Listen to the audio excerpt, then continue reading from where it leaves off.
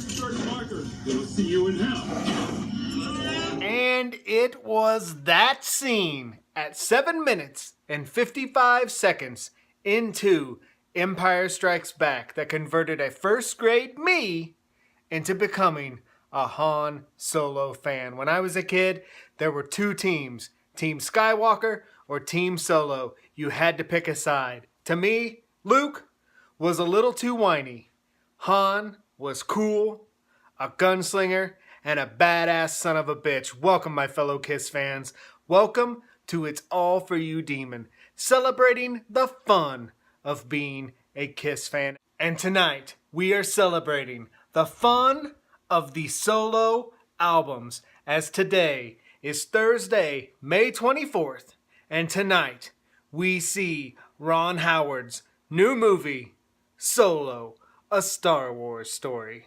Now, having grown up on Star Wars, I am not one of the naysayers who will bash any of the new movies. I know the last movie really drew a line in the sand, and a lot of people loved to hate on that movie. I'm not one of those people. I will enjoy any Star Wars movie you release simply because it reminds me of being a kid again. I have been looking forward to today for pretty much all year. You know, we only get one Star Wars movie a year, and to me and my friends, it's a celebration.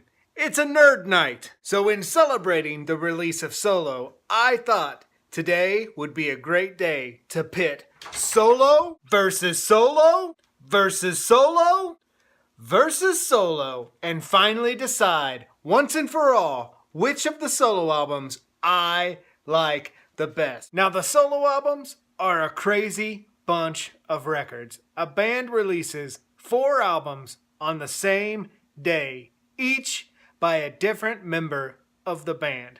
Trying to pick out your favorite record from that bunch is probably like trying to pick out your favorite kid. I don't have kids, but to me, it'd probably be like trying to pick out your favorite dog. Now, I know whatever I decide to be the best of the solo albums, the solo album I love the most people will probably not agree with. And that's fine. It's all opinion. It's all for you, Demon. And this is the best of the solo albums. The first of the solo albums that I'm going to review today is the Peter Criss solo album. Now, this album was one of the last records I ever added to my catalog. I remember in high school, I loved Don't You Let Me Down, but other than that, I couldn't get into the tracks. I didn't really understand them. I didn't know where they fit in Kiss. They were just kind of bizarre. But as an older kid, as an adult, I began to spin this record quite a bit and actually fell in love with it. I love the disco vibe of You Matter to Me. Still love Don't You Let Me Down.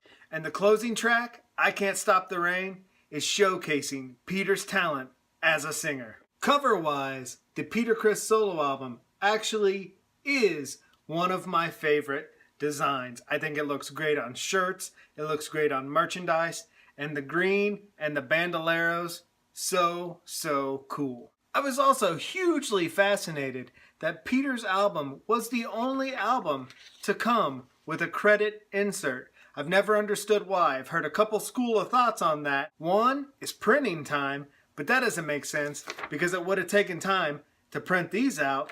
The other is that Peter demanded it. I can kind of see that, but again, the whole thing's a mystery.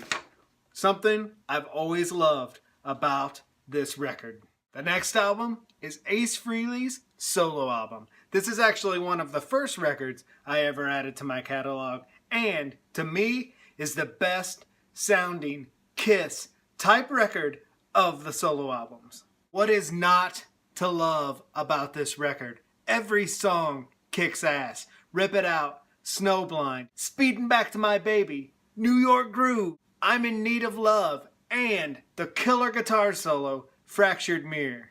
Cover-wise, I've always thought that the Ace Frehley solo record is the best picture of Ace as a rock star ever. Look at that cocky ass smirk on his face. That is a rock star. That gaped open mouth, that I don't give a crap attitude, and the sparkling blue.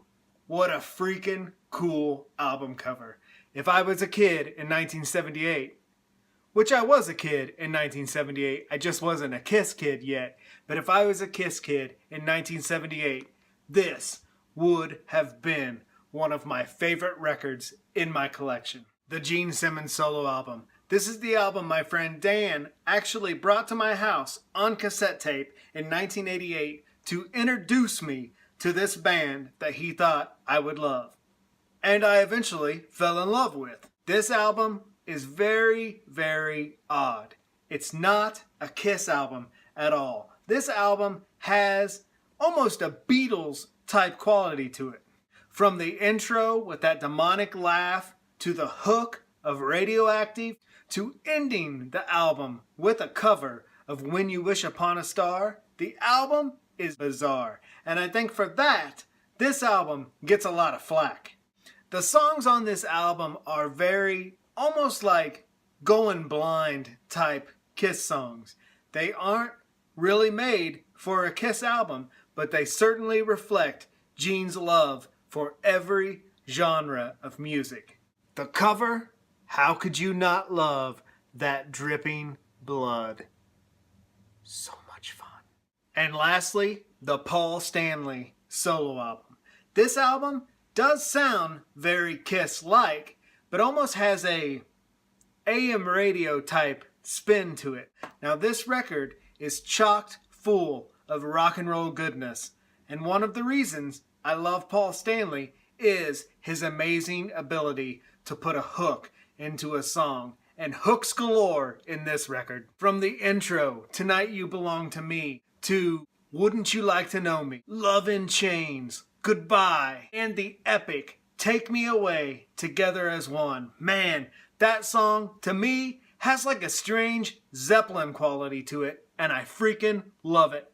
Cover-wise, the purple, the collar, the white, the star, classic. The solo album era is one of my favorite eras of the band. My favorite eras of the band are pretty much 78 to 80. I love the solo albums. I love Phantom of the Park. I love the disco of Dynasty and Unmasked. And the solo albums were a hugely special time for the band. Not to mention, the coolest merch ever of an album insert came with the solo albums.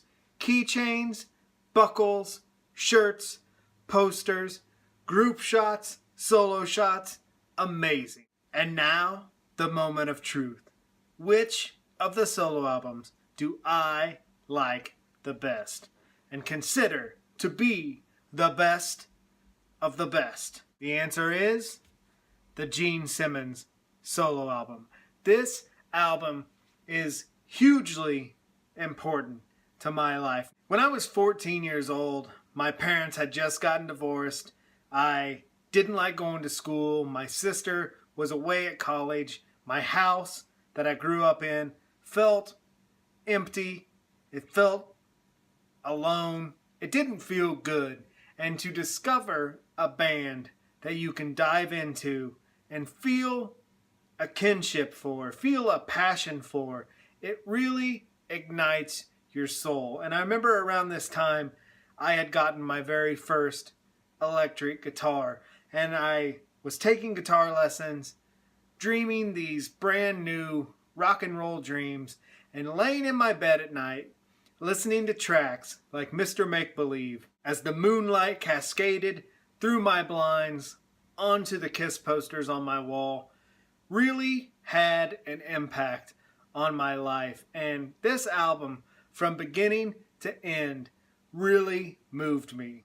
And maybe there is something to this album ending with When You Wish Upon a Star that really moved me. I'm not a Disney guy, but Gene singing that song to me at that age really had an impact on my life. It really made me feel like, hey, whatever I want to go after in life, whatever I have passion for, whatever dream I have, I can achieve if I just follow my heart. And honestly, my dream growing up was just to be a Kiss fan, was just to have fun. And I have pretty much followed those instructions since I was 14 years old to now, being a 44-year-old man, continuing to love and discuss and talk about the fun of being a Kiss fan. And on that oddly deep note, let's celebrate Gene's victory.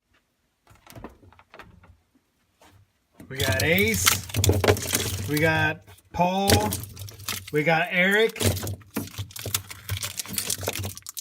and we've got Gene. And there you have my favorite record of the solo albums, the 1978 Gene Simmons solo album. Have fun at the movies tonight, my friends. Thank you for hanging with me. Take care, be safe, and I will talk to you soon.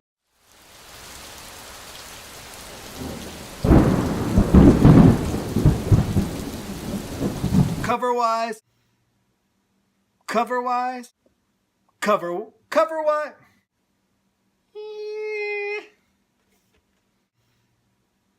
Cover-wise, cover-wise.